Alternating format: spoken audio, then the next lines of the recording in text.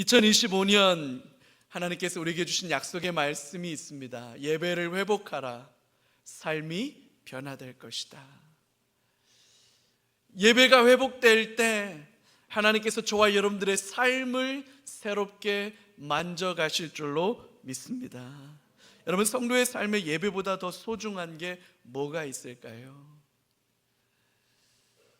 하나님께서 아담과 하와를 만드실 때 가지셨던 마음이지요. 아담과 하와가 선악과를 따먹고 두려워서 도망가 숨었어요. 하나님이 아담을 부르십니다. 아담아, 내가 어디 있느냐? 몰라서 부르시는 게 아니잖아요. 하나님은 그 예배가 단절된 것을 너무 안타까워 하시는 거죠.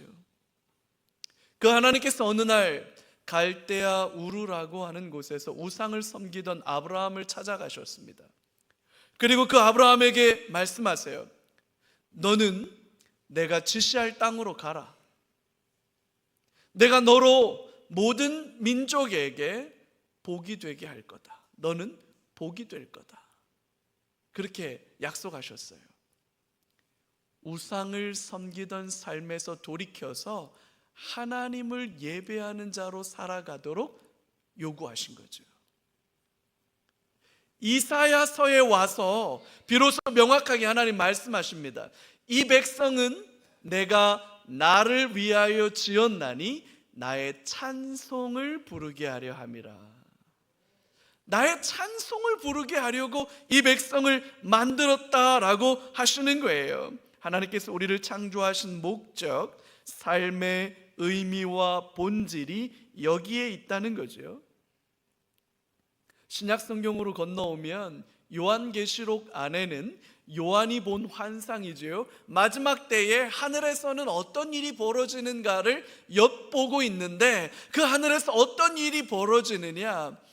하나님의 구원의 은총을 받은 24장로들이 그들의 수고와 헌신으로 하나님께서 그들의 머리에 면류관을 씌워주셨는데 하나님이 씌워주신 그 면류관을 벗어서 하나님께 다시 돌려드리면서 하나님을 경배합니다.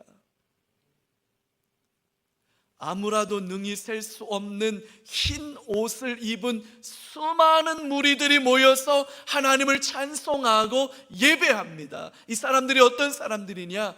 끝까지 이긴 사람들이라고 묘사하고 있어요. 믿음을 지킨 사람들, 그 사람들이 하나님을 찬송하며 경배합니다. 검은 고를 타고 하나님 앞에 모여서 예배합니다. 거룩하다, 거룩하다, 거룩하다 주 만군의 여호와여. 어제도 계셨고 오늘도 계시고 장차 오실 이시다. 할렐루야. 여러분, 너무나도 영광스러운 예배. 사람의 제일된 목적이 무엇인가? 우리는 무엇을 위해 존재하는가? 하나님을 영화롭게 하는 것과 영원토록 그 하나님을 즐거워하는 것입니다. 여러분, 이게 우리 장로교 신앙고백 1번이에요. 여러분, 세례 받을 때 소율이 문답 그 1번이 이거예요. 우리는 왜 삽니까? 우리는 왜 존재합니까? 우리의 존재와 우리의 부르심과 우리의 삶의 가치가 어디에 있습니까? 하나님을 영화롭게 하며 영원토록 그 하나님을 기뻐하고 즐거워하는 겁니다. 여러분, 이것이 우리의 존재 이유고 우리의 삶의 본질입니다. 예배죠. 이 예배가 회복되는 2025년 한 해가 되기를 주의 이름으로 축복합니다. 우리가 이 예배를 하나님 앞에 회복하고 온전한 예배 가운데로 나아갈 때 우리를 둘러싼 모든 삶의 문제들이 해결될 줄로 믿으시기 바라요. 오늘 우리가 읽은 이 본문 속에 바울과 실라가 아주 큰 곤욕을 치르고 있습니다. 사람들에게 붙잡혀서 로마 관리들 앞으로 끌려왔어요. 그 와중에 옷이 찢어지고 벗겨진 채로 엄청나게 많이 맞았습니다. 왜 이런 일을 당하냐면 귀신에 사로잡힌 여종을 치유해 준 일 때문에 그래요. 이 여종이 어떤 상황에 있었냐면 아마 귀신에게 사로잡혀서 귀신이 가지고 있는 어떤 영적인 능력 때문에 누군가의 점을 봐줄 수 있는, 사람들은 잘 알지 못하는, 우리는 잘 알지 못하는 어떤 그런 신비한 능력으로 사람들의 미래를 예언해주고 과거를 설명해주는 아마 그런 영험한 능력이 있었던 모양이에요.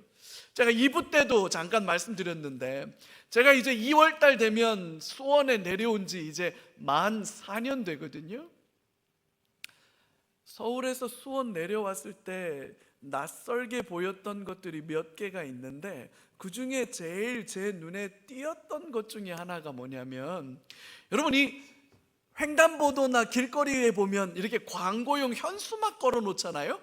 여러 개를 한 번에 걸어 놓잖아요. 그 현수막 걸려 있는데 꼭 하나 들어가 있는 게 있어요. 뭐가 있냐면 이제 막 신내림 받았대요. 아주 프레시한 처녀보살이래요. 왜 아가씨가 귀신에 씌여가지고 저렇게 하는지 모르겠는데, 뭐 장군 신이 임했다 그러고 뭐 동자가 어떻게 됐다 그러고 막 그런 걸 써가지고 전화번호 써가지고 하여튼 지금 막 신이 막 펄쩍펄쩍 뛰니까 빨리 와가지고 점 좀 보라, 이런 서울에서는 거의 잘 못 보던 플랜카드들이에요. 이 동네가 왜 이렇게 이런 게 많이 붙어 있지? 그랬더니 저 지동 쪽으로 가면 무속인들이 참 많이 계시거든요. 그 동네가 무속을 가진 분들, 아마 그게 화성 이 화성 때문에, 그 성곽 때문에 그런 것 같아요. 그래서 거기는 이렇게 무속인들도 많고 아마 이 수원이 예전부터 좀 무속이 강하던 동네가 아닌가 싶기도 해요. 딱 그런 케이스죠.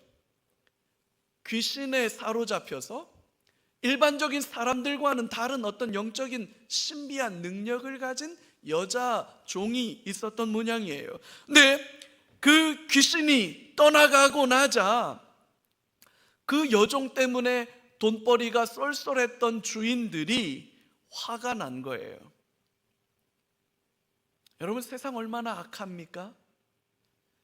그 여종에게서 귀신이 떠나가고 이 여종이 온전하게 회복됐다면 다 함께 기뻐하고 축하해 줄 일이죠. 근데 이 여종이 귀신에 들려서 그 귀신의 역사에 사로잡힌 것을 그냥 돈벌이 수단으로만 보는 거잖아요. 참 못된 거죠. 그렇지만 여러분, 우리가 살고 있는 이 세상은 이런 일 천지 아닙니까? 오죽하면 눈 뜨고도 코 베어 간다, 이런 말이 있겠어요. 오늘 이 본문의 사건이 일어난 이 지역이 어디인지를 좀 눈여겨볼 필요가 있습니다. 바울과 실라는 2차 선교 여행을 시작하면서 어디를 가고 싶었냐면 아시아로 가고 싶어 했어요. 여기서 말하는 아시아라고 하는 것은 지금의 튀르키예를 말합니다. 튀르키예. 그럼 튀르키예를 지나가면, 그 지금 앙카라를 지나가면 어디로 가냐면 중앙아시아로 연결이 되는 거예요. 그러면 비단길, 초원길 뭐 이렇게 말하던 그곳으로 연결이 돼서 아마 끝으로 오면 중국까지 왔고 아니면 그 끝에 신라까지 왔을지도 모를 일인데, 아시아로 가려던 계획이 우여곡절 끝에 막힙니다. 자꾸만 막혀요. 그래서 어느 날 바울이 기도하며 잠들었는데 그 환상 중에 마케도냐인이 나타나서 건너와서 우리를 좀 도와달라라고 하는 그 환상을 봅니다. 그리고는 바울이 아시아가 아니라 유럽이구나, 그래서 그 환상을 보고 난 다음에 주저하지 않고 배를 타고 건너가서 마케도냐, 이건 뭐 경기도, 전라도 이렇게 말하는 큰 지역을 가리키는 이름이에요. 그 마케도냐 지방에 도착했는데 마케도냐 지방에서 처음으로 도착한 곳이 빌립보라고 하는 도시예요. 빌립보. 지금 이 일이 일어나고 있는 곳이 그 빌립보입니다. 빌립보에 도착하자마자 제일 먼저 루디아라고 하는 여자 사업가를 만나요. 자주 옷감 장사로 소개되어져 있는데, 이 루디아의 집이 예수님을 믿고 그 집 사람들이 다 세례를 받습니다. 그래서 이 루디아의 집이 빌립보에서 복음이 시작될 수 있는 베이스 캠프가 되고, 그리고 난 다음에 바로 바울이 기도할 곳을 찾기 위해서 기도할 곳을 찾아다니는 중이었어요. 이 단지 기도만을 의미하는 게 아니겠죠. 이건 예배할 곳을 찾는다고 보는 게 맞을 거예요. 예배할 곳을 찾아서 어디에서 예배하고 기도하면 좋을까 찾아다니고 있는 와중에 이 귀신 들린 여종을 만났던 겁니다. 그래서 그 귀신을 쫓아낸 거고 이 사달이 벌어진 거지요. 이게 왜 중요하냐? 하나님을 인정하지 않던 곳이에요. 이 빌립보란 도시는 한 번도 하나님을 예배하지 않았던 곳이에요. 귀신이 역사하던 곳에 복음이 들어간 거죠. 하나님의 하나님 되심이 선포되기 시작한 거죠. 그랬더니 이 사달이 벌어지는 거예요. 이런 걸 영적 싸움, 영적 전쟁이라고 하는 겁니다. 여러분, 사람들은 눈에 보이는 것만 믿고 살아가요. 눈에 보이는 것이 세상의 전부라고 생각하고 살아갑니다. 여러분, 그렇지 않아요. 눈에 보이는 세상이 전부가 아닙니다. 눈에 보이지는 않지만 눈에 보이는 세상을 조종하고 있는 영적인 세계가 있다는 걸 우리는 알아요. 그 영적인 세계에서 벌어지는 싸움이 있는데, 갈등이 있는데, 그 영적인 갈등의 최전선에 뭐가 있느냐? 거기에 예배가 있는 거예요. 예배하기 시작할 때 귀신이 떠나가는 줄로 믿습니다. 예배하기 시작할 때 하나님의 하나님 되심이 드러나는 줄로 믿으시기 바라요. 자, 어떤 일이 벌어졌는지 오늘 본문 22절에서 24절까지의 말씀을 같이 한번 보겠습니다. 같이 한번 읽어요. 무리가 일제히 일어나 고발하니 상관들이 옷을 찢어 벗기고 매로 치라 하여 많이 친 후에 옥에 가두고 간수에게 명하여 든든히 지키라 하니, 그가 이러한 명령을 받아 그들을 깊은 옥에 가두고 그 발을 착고에 든든히 채웠더니. 많이 맞았다 이렇게 표현하고 있습니다. 많이 맞았다. 고린도후서 11장에 보면 바울이 지난 자신의 삶을 회상하는 이야기들을 하면서 여러 차례 죽을 고비를 넘겼다는 말을 하는데요, 그 중에 재미있는 말이 유대인들에게 40에서 하나 감한 매, 40에서 하나 감했으니까 39대겠죠. 39대 맞는 태장을 5번이나 받았다 이렇게 말을 합니다. 왜 40대를 때리지 않고 한 대를 디스카운트해서 39대만 때렸을까? 40대 다 때리면 죽어요. 그래서 한 대는 깎아주는 겁니다.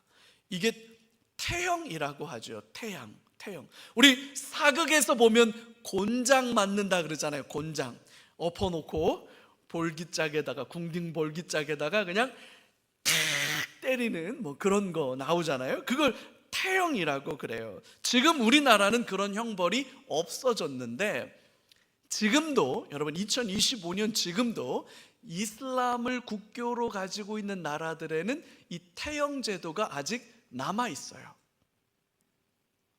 특히 아시아권에서는 싱가포르이라고 하는 나라가 이 태형 제도를 아직도 가지고 있습니다.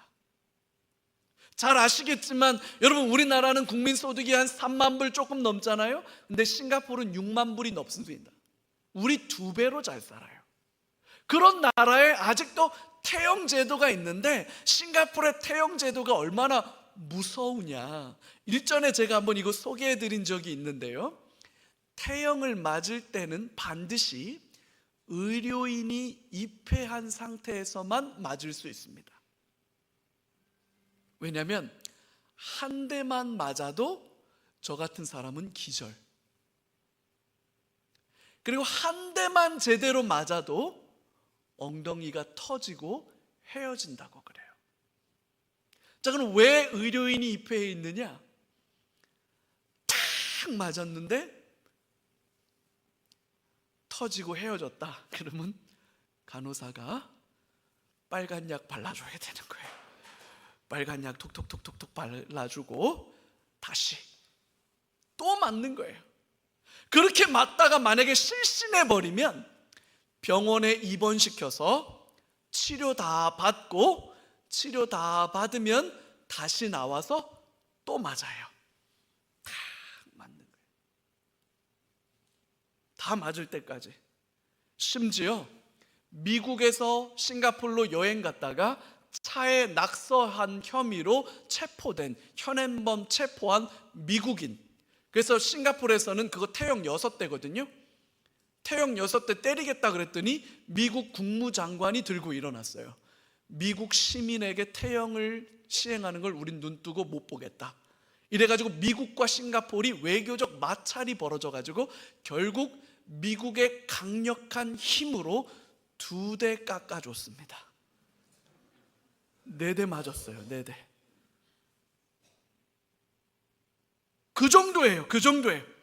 그래서 한 대만 맞아도 보통은 정신을 잃기도 하고, 여자들 같은 경우에는 한 2-3대만 맞으면 아예 임신이 불가능할 정도로 망가진다 그래요. 그래서 여자들에게는 태형을 집행하지 않는답니다. 불행 중 다행이에요. 우리 남자들이 그냥 맞을게요. 그 정도로 무서운 거예요, 이게. 그 정도로. 그러니까 지금 바울과 실라가 옷이 찢어지고 벗겨진 채로 많이 맞았다라고 하는 이 표현이 상상하기 힘든 육체적인 고통을 경험했다라는 말로 들으셔야 된다는 거예요. 이거 안 맞아본 사람들은 모르겠죠. 저도 중학교 3학년 때 우리 국어 선생님이 매주 토요일 날 시험을 봤거든요. 그리고는 지난주보다 떨어지면 떨어진 점수 1점당 1대, 이래가지고 제가 샘플로 걸려가지고 7대를 맞았어요. 저 때만 해도 당구 큐대로 때리시기도 하고 뭐 이래가지고 하여튼 칠판 잡고 맞았는데 7대 다 맞았는데, 그때는 그냥 불만 나는 줄 알았더니 집에 갔더니요, 속옷이 엉덩이에 붙었더라고요. 터졌던 거예요. 엄마한테 말했냐고요? 엄마한테 말하면 더 맞죠. 그 말 못하는 거잖아요. 그래서 제가 엉덩이 터질 때까지 저도 맞아봐서 조금 알아요. 이런 게 어떤 건지. 실컷 매를 맞은 바울 일행은 감옥에 갇혔습니다. 깊은 옥이라고 표현한 것으로 봐서 땅을 파서 지하에 만들어진 감옥인 것 같아요.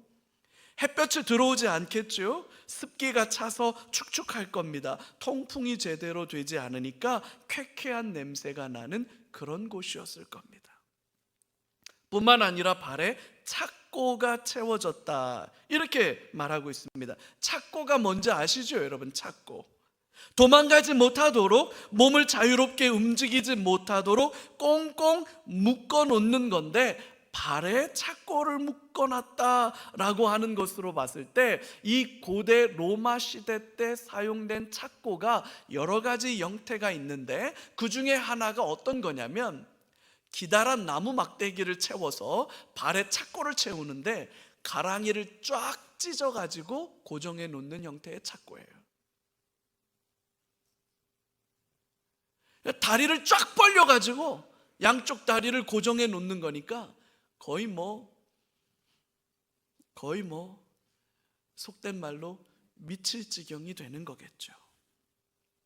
감옥에 갇히는 것만으로도 충분히 답답하고 억울할 일일 텐데 거기에 착고까지 채워져서 감옥에 갇혔다, 그렇게 말하고 있는 거예요. 자, 근데 이 와중에 바울과 실라에게 엄청 놀라운 일이 벌어집니다. 오늘 본문 25절에서 26절까지가 그 얘기예요. 여러분 같이 한번 큰 소리로 읽어요. 한밤중에 바울과 실라가 기도하고 하나님을 찬송하며 죄수들이 듣더라. 이에 갑자기 큰 지진이 나서 옥터가 움직이고 문이 곧 다 열리며 모든 사람의 매인 것이 다 벗어진지라. 할렐루야.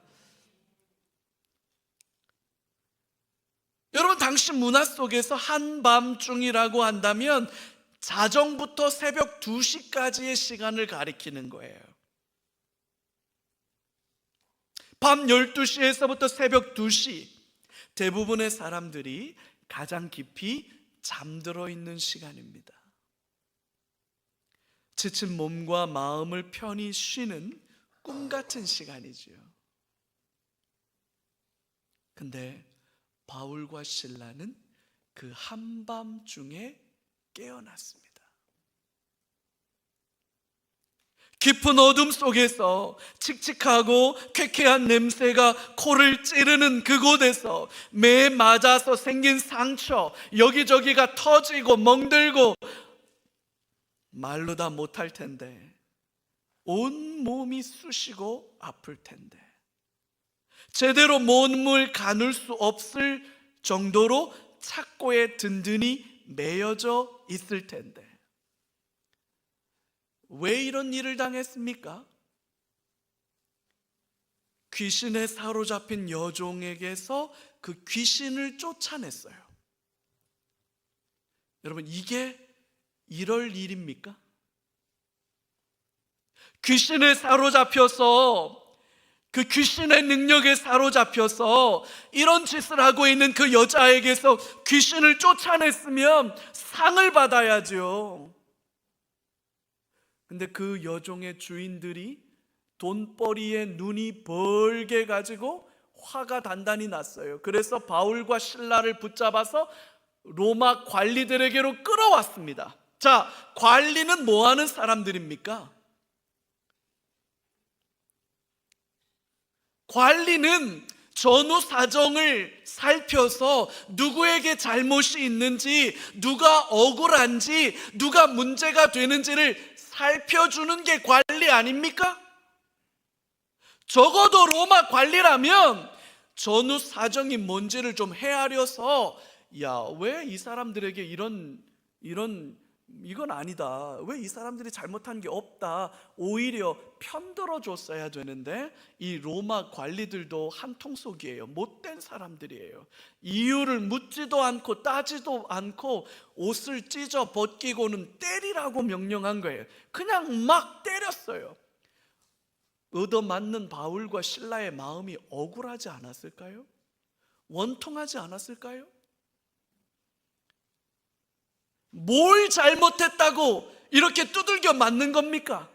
귀신 쫓아냈다고 이렇게 두들겨 맞는 거예요. 마음이 얼마나 억울하고 원통하고 분할까요? 그뿐만 아니라 감옥에 가두어 버리라 그럽니다. 뭘 잘못했는데요?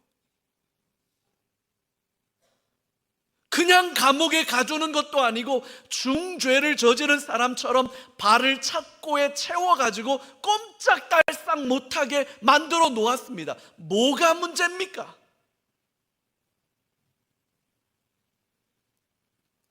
제가 바울이고 만약에 제가 신라라면 이 한밤중에 잠에서 깨어났을 때 이 깊은 어둠 속에, 이 깊은 지하 감옥의 그 불편함 속에 매맞아서 여기저기 터지고 깨지고 멍들고 상처난 그 아픔이 곳곳에서 움직일 때마다 그 통증이 느껴질 텐데, 그것보다 저는 마음의 억울함과 원통함이 더 클 것 같아요.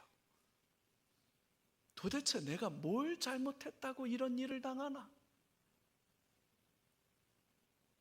내가 뭐 한다고 이런 일을 당하나? 내가 복음을 위해서 수고하고 헌신한 것 말고는 내가 뭘 잘못했다고 내가 이런 수치와 부끄러움과 모욕을 당하나? 여러분, 그런 생각 안 들겠습니까? 그러면 저라면 깨어나서 땀에 억울해 죽겠네, 아파 죽겠네, 속상해 죽겠네, 정말 짜증나 죽겠네, 정말 답답해 죽겠네. 저 같으면 이럴 거예요. 저 같으면 이럴 거예요. 근데 바울과 실라는 그 한밤중에 깨어나서 뭘 했다 그래요? 기도했다 그래요. 찬송했다 그래요.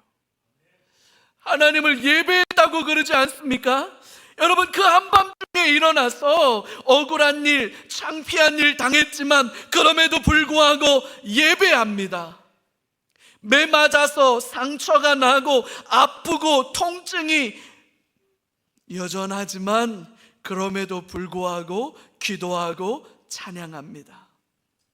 깊은 감옥에 갇혀서 움직일 수 없는 절망 속에서도 살아계신 하나님, 나와 함께 동행해 주시는 하나님, 날 위해 십자가에 달려 죽으시고 부활하신 예수 그리스도를 바라보며 기도하고 찬양하고 그분을 경배합니다. 여러분, 이게 진짜 예배 아니겠습니까? 이게 진짜로 성도들의 삶의 본질 아니겠습니까? 저와 여러분들이 마음속에 사모하고 꿈꾸고 기대해야 할 가장 본질적인 아름다움과 영광이 여러분 이런 예배 아니겠습니까? 이 땅에서 살아가는 동안 저와 여러분들이 반드시 잃어버리지 말고 반드시 회복해야 할 예배가 이런 예배 아니겠습니까? 죽은 뒤에라도 영원토록 우리가 경험하게 될 예배가 바로 이런 것 아니겠습니까? 여러분, 이런 예배가 저와 여러분들에게 회복되기를 주님의 이름으로 축복합니다. 기도하며 찬양하기 시작할 때 갑자기 큰 지진이 나서 땅이 흔들렸다고 본문이 말하고 있습니다. 메인 것이 풀어졌고 옥문이 열려졌다고 사도행전은 기록하고 있습니다. 할렐루야. 저와 여러분들이 하나님을 예배하기 시작할 때 저와 여러분들을 묶고 있는 모든 묶임들이 풀어질 줄로 믿습니다. 저와 여러분들을 사로잡고 있는 모든 매듭이 풀어지고 착고가 풀어지고 옥문이 열려지는 역사가 일어날 줄로 믿습니다. 여러분, 땅이 흔들렸다. 왜요? 하나님이 그냥 흔들어 버리신 것 아닐까요? 왜 흔드셨을까? 나를 위해, 복음을 전하기 위해 여 마케도니아까지 와서 그 마케도니아의 첫 성 빌립보에서 여전히 복음을 위해서 동분서주하던 내 종들이 사람들에게 끌려가서 옷이 찢어지고 벗겨지고 두들겨 맞고 착고에 채워지고 감옥에 갇혔어요. 이걸 바라보시는 우리 아버지 하나님은 어떤 마음이실까? 근데 그 당신의 자녀들이 그 한밤중에 일어나서 거룩하다, 거룩하다. 주 만군의 여호와여, 어제도 계셨고 오늘도 계시고 장차 다시 오실 주시다. 이렇게 노래할 때 그 찬송을 들으시는 우리 하나님의 마음이 어떠실까?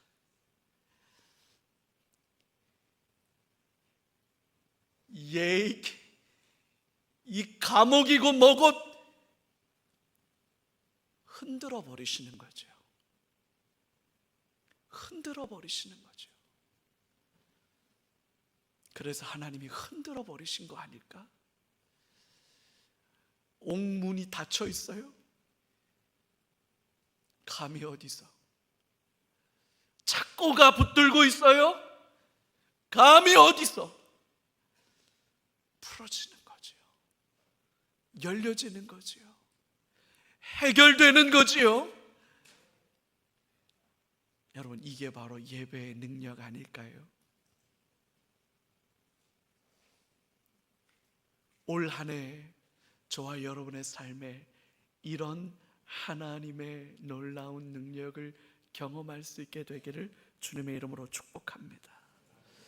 진실하고 온전한 예배는 묶인 것을 풀어주는 능력이 있습니다. 매인 것을 풀어주는 하나님의 강함입니다. 저는 우리 3.1교회 예배가 이런 예배가 되기를 간절히 소망합니다.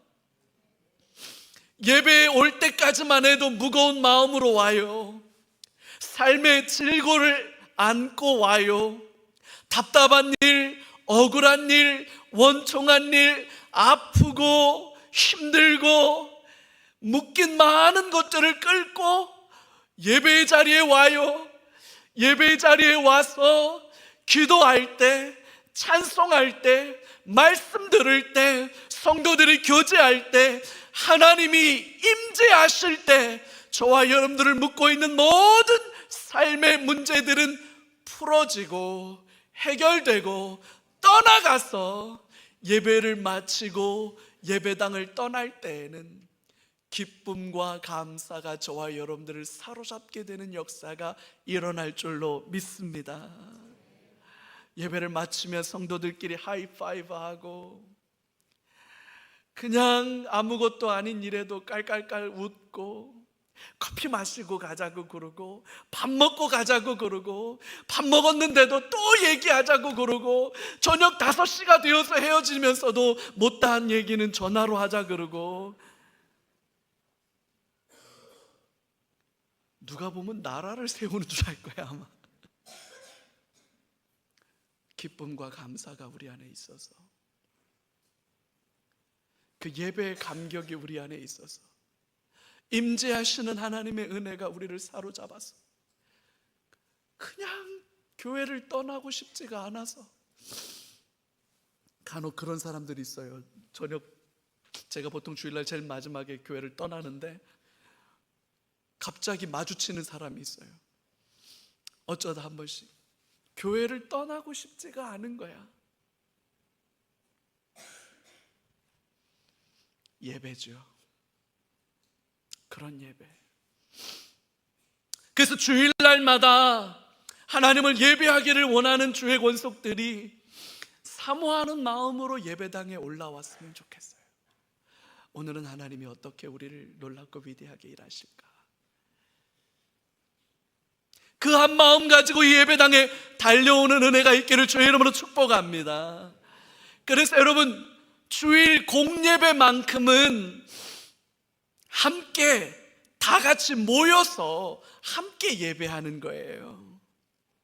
코로나19 그 3년 정도의 시간을 지나면서 함께 모여서 예배하는 일에 그 열정과 헌신이 이전보다는 조금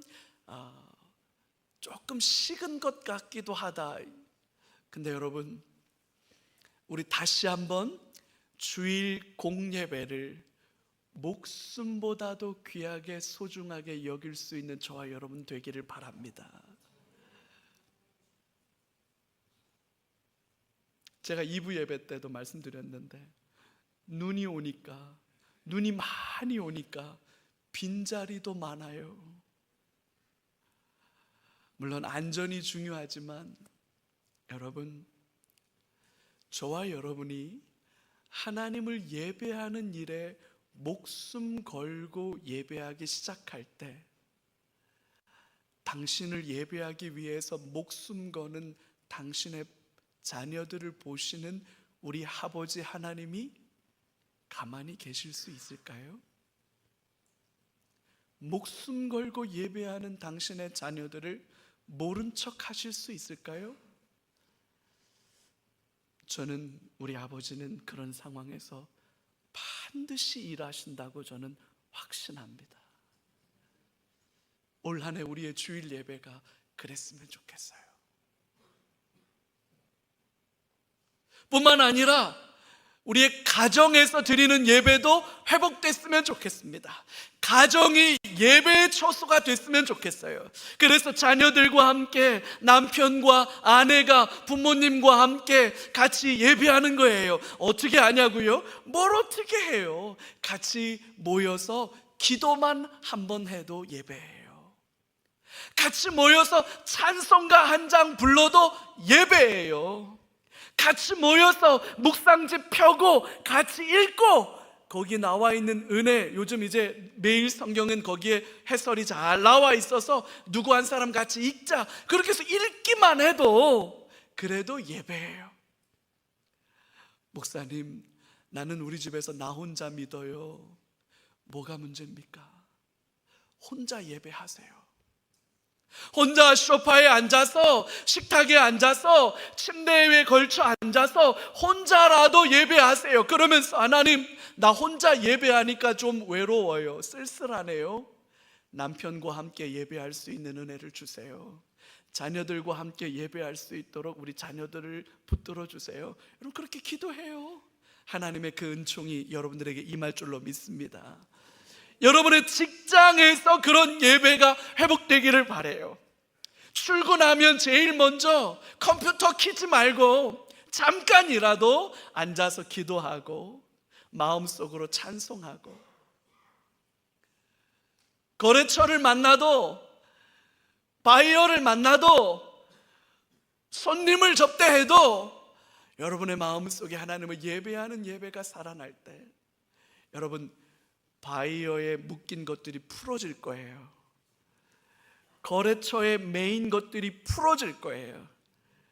저와 여러분들을 묶고 있는 모든 어둠의 세력들은 예수의 이름으로 떠나갈 줄로 믿습니다.